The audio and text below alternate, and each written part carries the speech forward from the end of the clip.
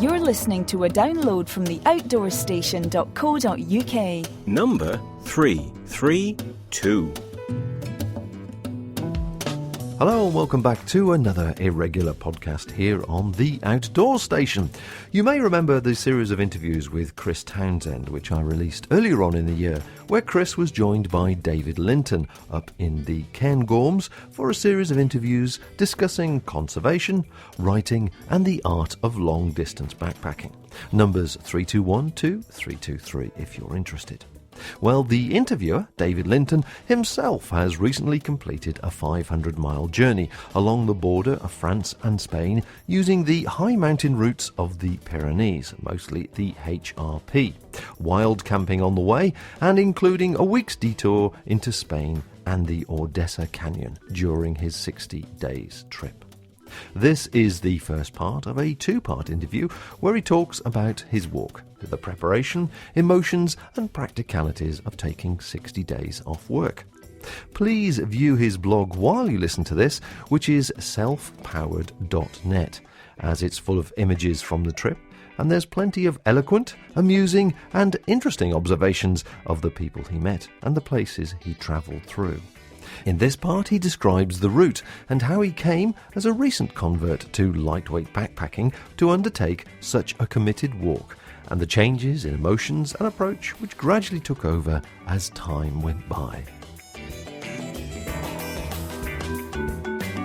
HRP, Haute Route Pyrenees. Basically, it's the French for high route, obviously. And it was originally devised, I believe, by a guy called Georges Véron. So basically what he did was connect or join the GR10, which is the coast-to-coast that runs in France, sort of in the sort of lower Pyrenees, and the GR11, which is the same route but running in Spain. And then he connected those two up with a bunch of shepherd's tracks and cols and saddles, or whatever you want to call them, that run right across the whole Pyrenees, which is obviously the waistline between France and Spain. And then you start in a tiny little resort called Hendaye. That's Hendaye, I think. Quite a sleepy sort of resort, not a resort in the way that we might think of as, you know, a sort of it's not Blackpool, let's put it that way. It's quite a, you know, low key place, or at least it was when I was there. Eventually, when you get to the other side, over in the Mediterranean, you stop at a place called Banyuls-sur-Mer.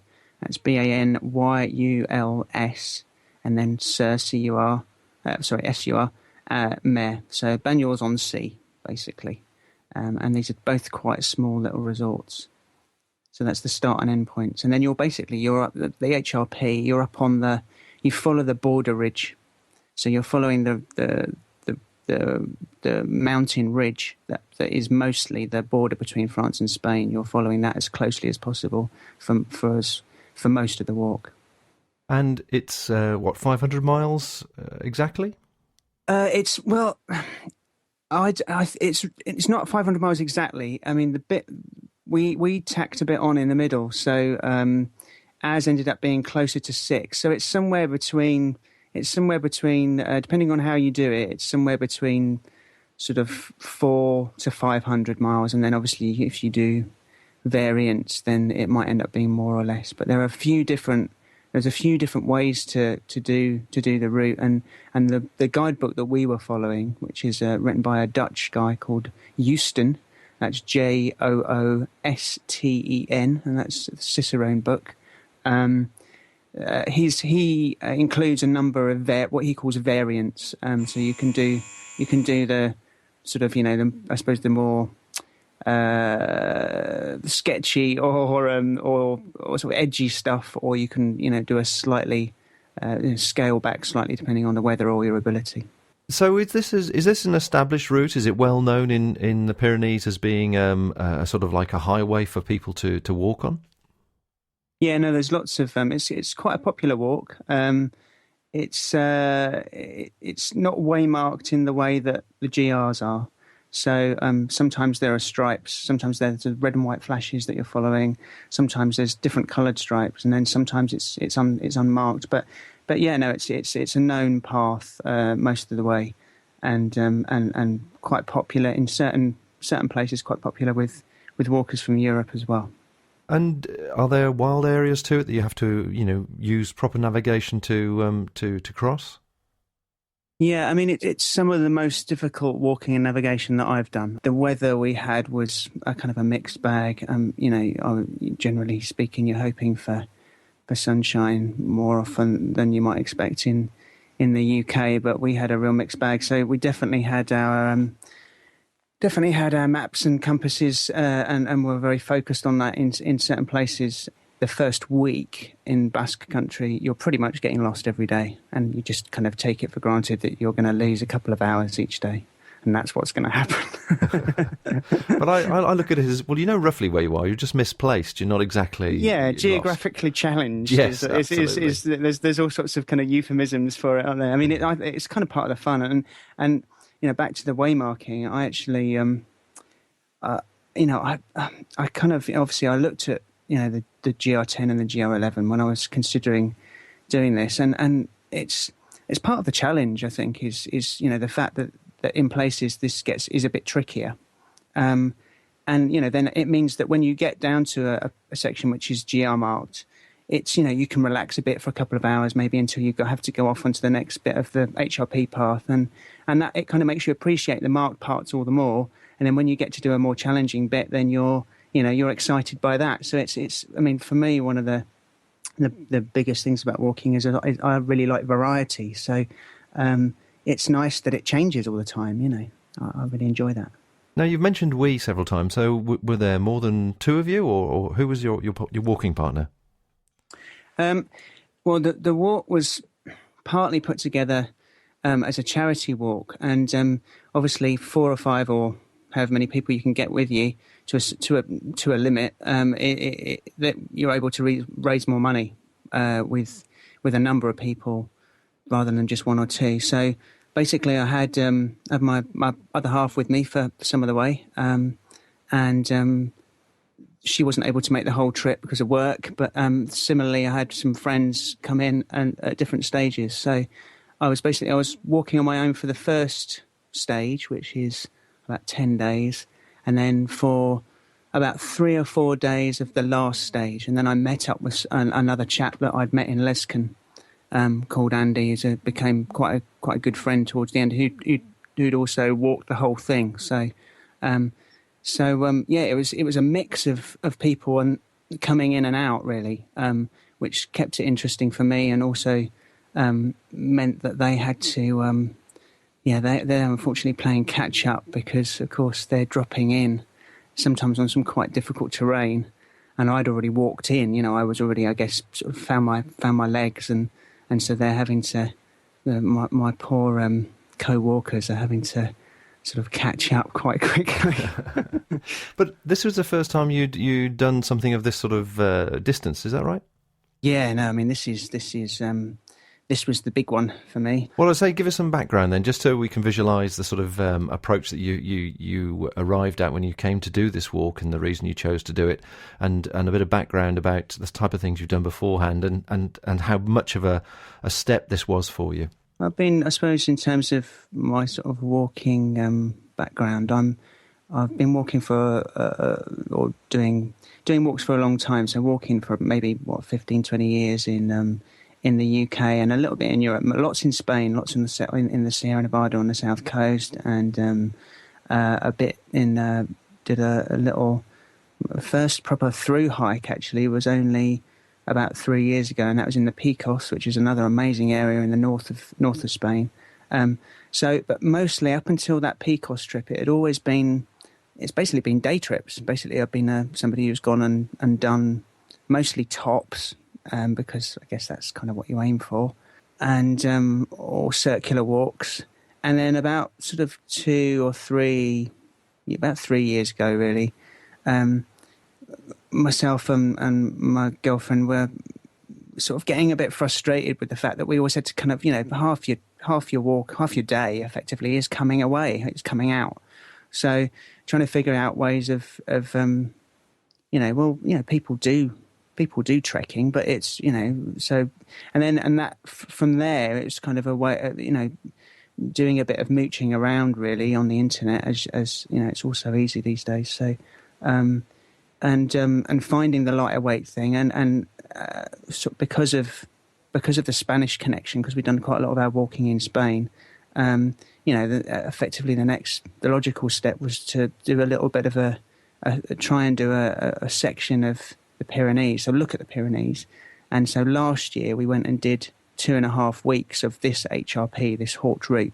So in terms of how I then got to thinking about doing the whole thing, we dipped our toe last year. So it if you're thinking about, because I'd never done anything that's 500 or 600 miles before, I mean, obviously that's quite an intimidating idea. So, but the fact that we'd tested the water, if you like, last year, that was key, really. So it was like, well, okay, well, I don't know the whole route, but I've got a sense of what it might be like, and it might just be feasible. It might it's not something that's completely out of my my sort of level of expertise or where I'm at with backpacking, if you like, because the backpacking thing, as I said, is reasonably new to me. So. But you've come in at a time where the lightweight philosophy is much more commonplace now, and I know from the time you spent with Chris Townsend, you must have picked up a lot of sort of hints and tips along the way. And as you say, the internet does make it easy these days to consider the practicalities of carrying less weight. So in some respects, that must have accelerated your enthusiasm for it. Yeah, I think so. I mean, I did sort of bits and pieces when I was in my teens, and as a scout basically, and I just remember it being tremendously hard work, which I think probably put me off in my 20s and early 30s, just thinking, oh well, that's kind of that's for really, really athletic or really fit people, and I'm not hugely athletic I've only recently given up smoking, for example. So you kind of think that stuff's for other people, but it's one thing this walk has definitely shown me is that it's not. If I can do it, then it really is. For lots of people can enjoy it. At whatever level. And it's great. It's great in that regard. So. You're listening to the outdoorstation.co.uk.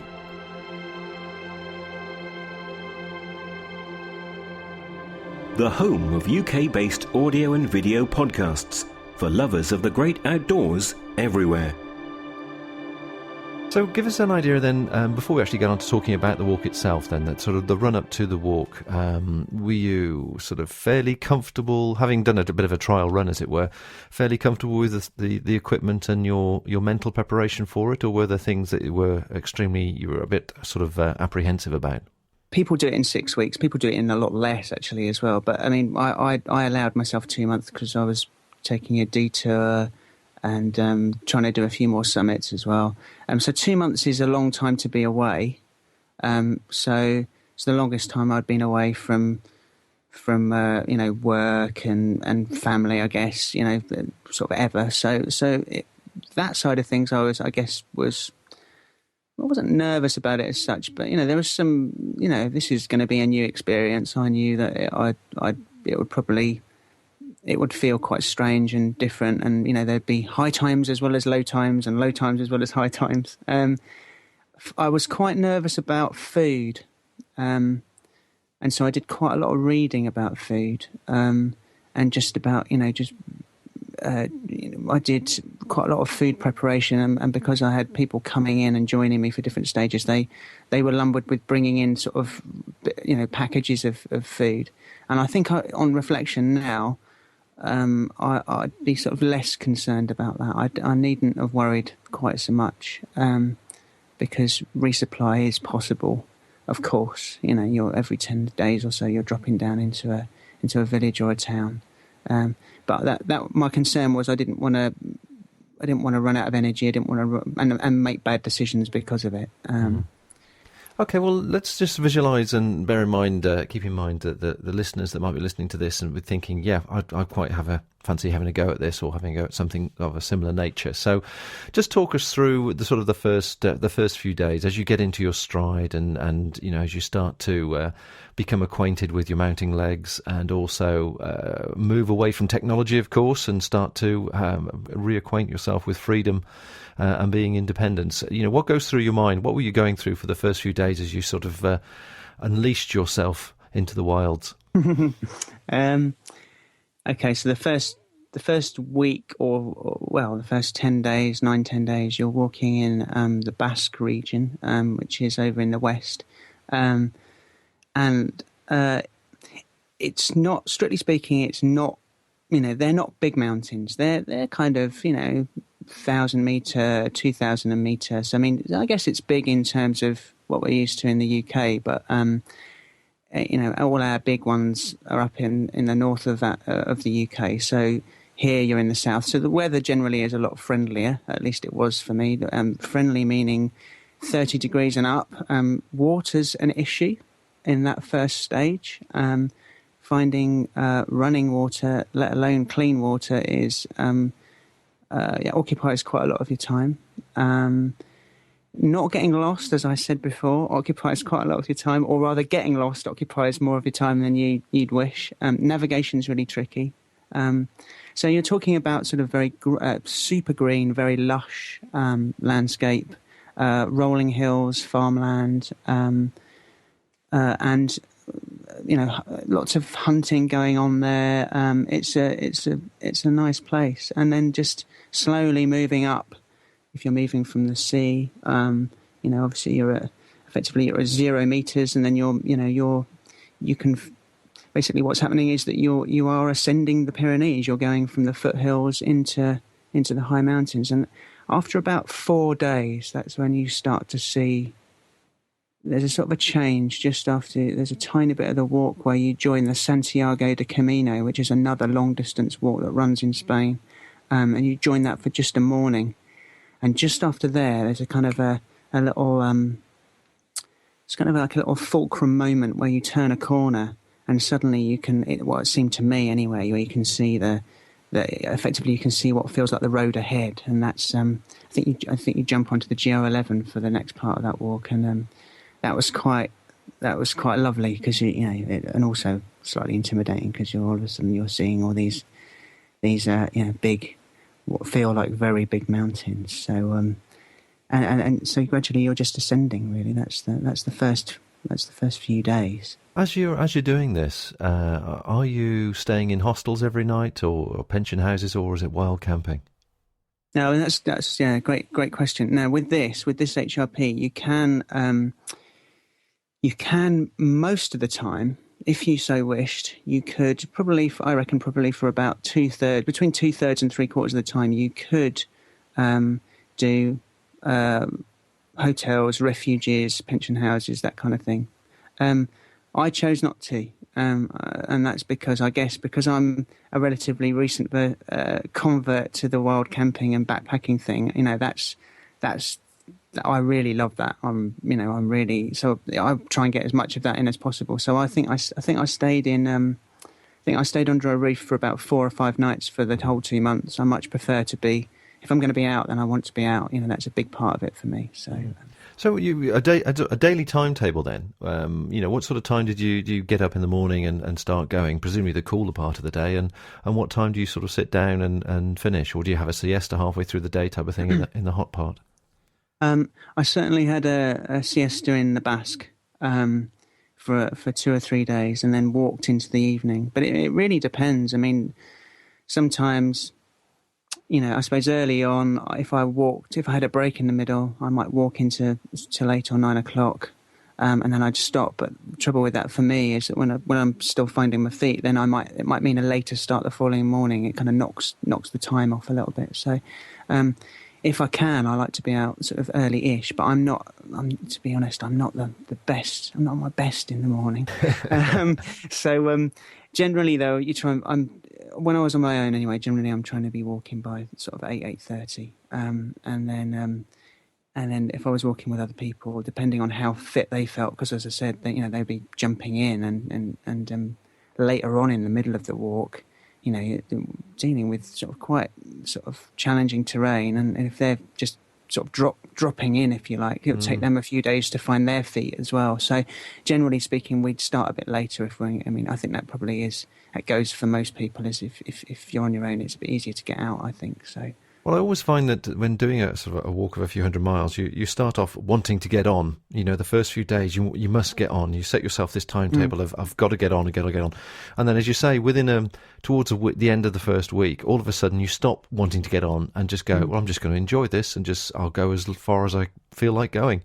And I tend to find that actually I cover a greater distance that way, rather than pushing myself and sort of setting a sort of personal target.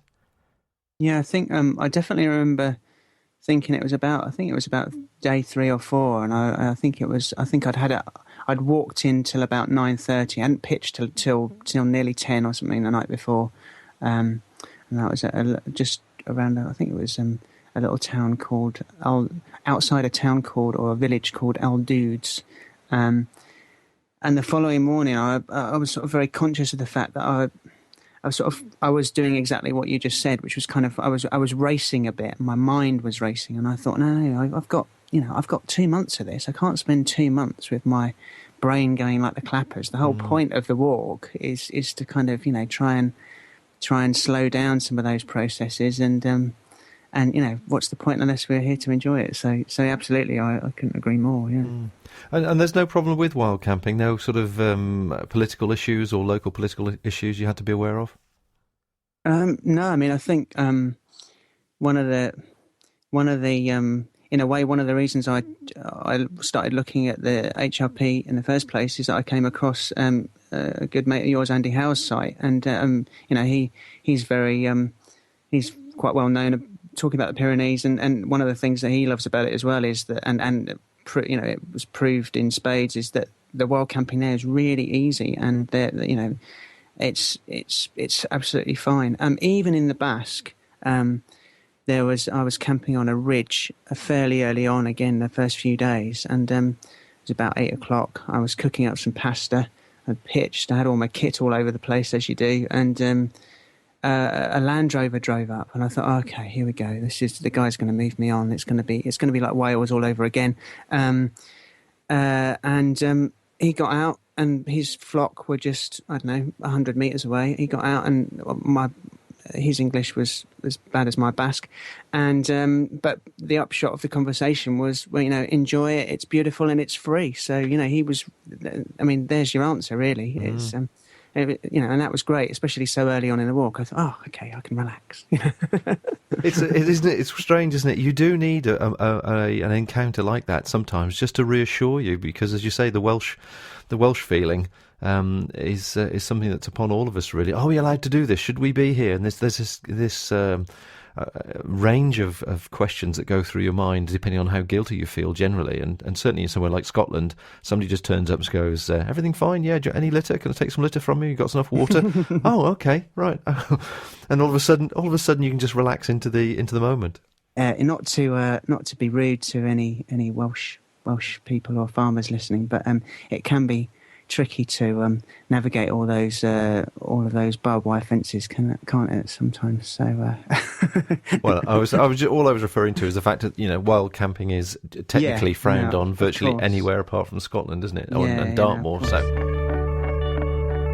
You're listening to The Outdoors Station. Award-winning producers of podcasts to inform, inspire, entertain, and encourage people to enjoy a healthy outdoors lifestyle.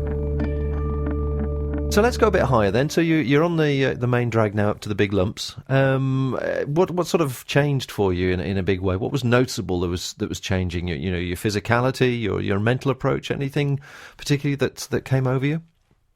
Yeah, certainly the getting fit part that was really great. As I said, I've sort of stopped smoking 9 months ago. I wasn't a heavy smoker, but long term, so just obviously it's not a good thing. And just that, just there's a few things that happened. I think physically you start to feel really kind of good, but it's also that's connected or was connected for me anyway to my mental state. So it's not like mind and body are separated so much. It was sort of it was kind of part of how I felt better in myself physically. I mean, obviously some days you're tired and some days you feel great, but it's also just to your kind of your outlook kind of changes, or mine did anyway. So and I mean I wouldn't say that every day I was becoming more and more like some Zen Buddhist or anything, but it's certainly that physical improvement, or kind of physical. I was kind of relaxed into myself, or into my body, I think, a bit more. That certainly changed the way I felt, I suppose, about the walk. It was looking more and more like I might be able to, I might just have a chance of actually finishing this thing. It's not just going to be another one of my harebrained schemes. I might actually get to the other end, and it was pretty important for me to do that for whatever reason. I haven't quite worked out all the reasons. Do you think it was something to do with sort of recognising the self-sufficiency, the self-awareness part that was increasing with increasing your confidence in your own ability to be in that environment, and it started to correspondingly reduce the doubt and the questioning and the negativity that one carries with oneself when you start doubting whether you can do something or finish something or whatever. Did you think that was you would be getting stronger and realising each day that everything was possible, as opposed to they tried that back years ago, they never did it, It's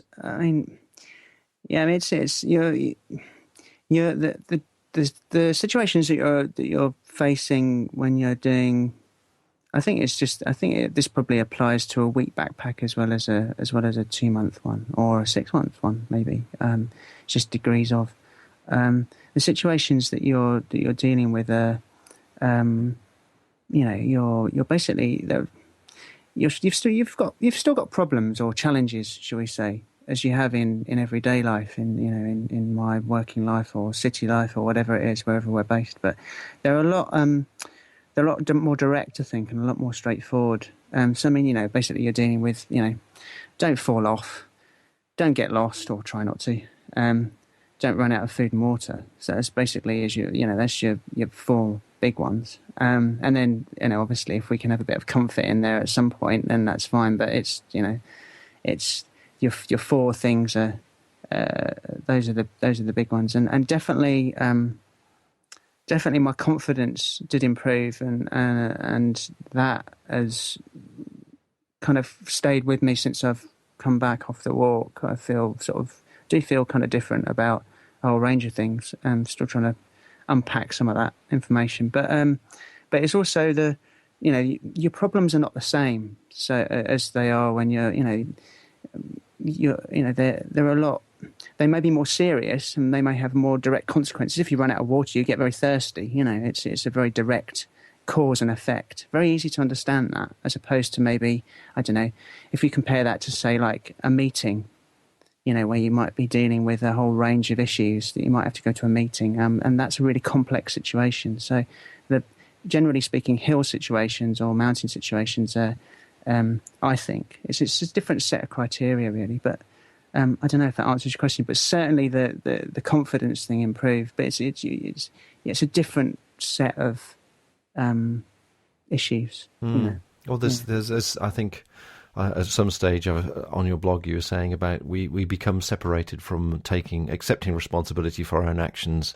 Perhaps outdoor people, mountain people generally, are much more in touch with that than, shall we say, the average person who has always got something or somebody or whatever to sort the problem out for them. Whereas when you're on your own, you learn and adapt accordingly, and you start to plan ahead and think it through. And as you say, by thinking through and being practical, it saves you from having any hardship, which is good. Coming back to the terrain, as you say, we've got a bit higher there. Are we talking sort of snowfields? I've seen some lovely pictures on your website, but are they? Is it what I call dirty snow, or is it clean snow? once you're up into basically how the walk's broken down into about 5 or 6 stages. So once you're up to sort of the end of stage 2, which is around sort of between Liscon and Gavernay, and then you going on into really the high stuff is stage 3, which is around a place called Portillon, and Netto is the highest mountain in the range. That's you're meeting snowfields there. So you're talking about sort of boulder fields which are lasting anything but from between sort of an hour to half or 3/4 of a day. Snowfields, mostly the snow was dirty. Occasionally you'd come across some sort of clean. And then when we tried getting to Netto, we kind of effectively took a day from the walk and tried doing a summit, getting onto the summit of Netto, but we had to turn back because the weather got pretty atrocious. And that, anyway, Netto is glacier. That's the first experience of ice glacier that we'd had. So I was walking with my girlfriend at that stage, and anyway, that was a 10-hour, very frustrating day, and we definitely got our proverbial behinds kicked by the very up close thunderstorm. It was it was very threatening. It's the terrain in the middle stage is the most challenging walking that I've ever done. I mean, and I guess there's going to be trickier places in the world, absolutely, but it was. Again, that was part of it for me. I didn't want to make, that's another reason why I didn't want to walk the GR10 or the GR11. This is a challenging walk. So, and I guess, that was, I wanted to be challenged in that sense, yeah. And still trying to visualise the walk itself as regards the villages that you go through. Were you going through villages sort of every 2 or 3 days? Just to give me an idea that, the local walkers, people that were calling in and holiday makers or whatever, were they sort of stopping off at a village and then using that as a base to walk from? And so basically, how often were you seeing a village or sure. a hostel? Again, that changes across the as you go from west to east. So in the first few days, you're maybe getting, you come down. Generally speaking, it's a coal valley situation all the way through, right the way across. But whether there's a village at the bottom of each valley or not, of course, is a different thing. So earlier on, yes, there might be a bit more. There's a civilization, or maybe a coffee shop, or if you're lucky, a shop every 2 to 5 days. As you get into the middle, people who are doing just the stage walks, like for example, we met quite a few French people who were doing refuge to refuge. So in the middle section, there are these mountain refuges, tend to be quite expensive, and that's not an unusual thing. Anyone who's walked in the Alps will know that that's quite common if you're a captive audience. So quite a few people are doing this refuge to refuge thing, which means they didn't have to carry a tent, or some of them weren't even carrying a sleeping bag or a bivvy bag or anything. So that's how they were doing it. And then and actually we met very, very few people who were doing what we were doing. There's 2 or 3 other British people who were doing the sort of backpacking thing, but very, very few others. Most people were sort of just dipping their toe and doing a stage, which is exactly what myself and my other half did last year. So it's a good way to find your feet in that regard. So. Thanks to David for this introduction to his walk. In part 2, we discuss his observations on other walkers and the art of lightweight backpacking. If you want more information about his trip and everything associated with it, please check out his blog, which is selfpowered.net. Make sure you're subscribed to our RSS feed in iTunes or on the website, and of course in Facebook, where you can leave your feedback. Until next time, folks, travel lightly, travel far, but most importantly, travel safe. Bye for now.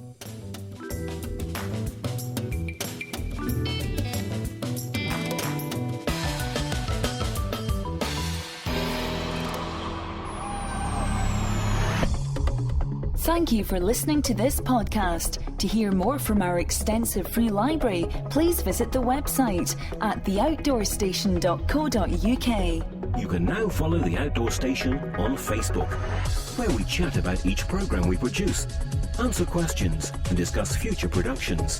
Why not join us there? This podcast is produced and hosted by theoutdoorstation.co.uk.